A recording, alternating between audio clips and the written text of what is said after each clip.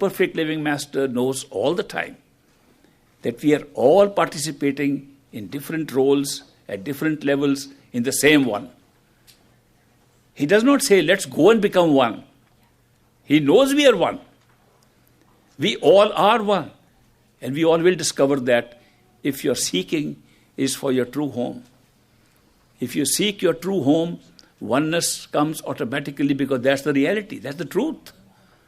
That's the ultimate truth. The ultimate truth is that consciousness has never been split. It's not that in order to make souls that are divided up into little units, all the units are within that one right now. They've never been split. The oneness of consciousness has never been split. The ultimate creator has never been divided up. He's always one. All things that are happening, all experiences happening, are happening within that one. Therefore, it's not even appropriate to think that we are separate, we are different, that path is right, that path is wrong, and be critical of people.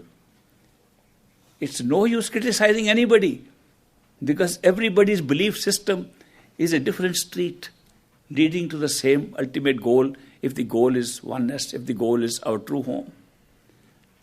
Our true home does not make any distinction which side you are coming from, what path you are following, because eventually, if you want to go home, the final destination is still the same.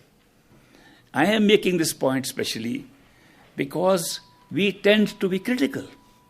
We tend to be divisive. We tend to be separatists. We try to say, no, I have a better path than you have. How do you know that? How do you compare all these things? If the destination is the same, why are you so critical about a little change of detour here or there, a little change of a route here or there? Therefore, those who are initiated by a perfect living master and understand this point, that we are all traveling, co-travelers to the same destination, they never criticize anybody because they know they're all heading for the same destination. And they may have teachers, guides who take them halfway, take them a quarter way, some may take them the whole way, but the end is the same. At the end, there'll be no separation. It is not something to make believe that we are all one. That's not something, the mind will never accept this. No mind can accept that we are all one because the mind believes in separation. Mind sees everything separate. Mind cannot function as one. Mind functions as many. Always. Therefore, it's not a mental game. The spiritual path is not a mental game at all.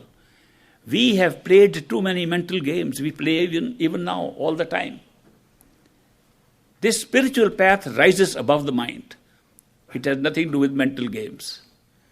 Of course, you can play a few mental games on the way for entertainment.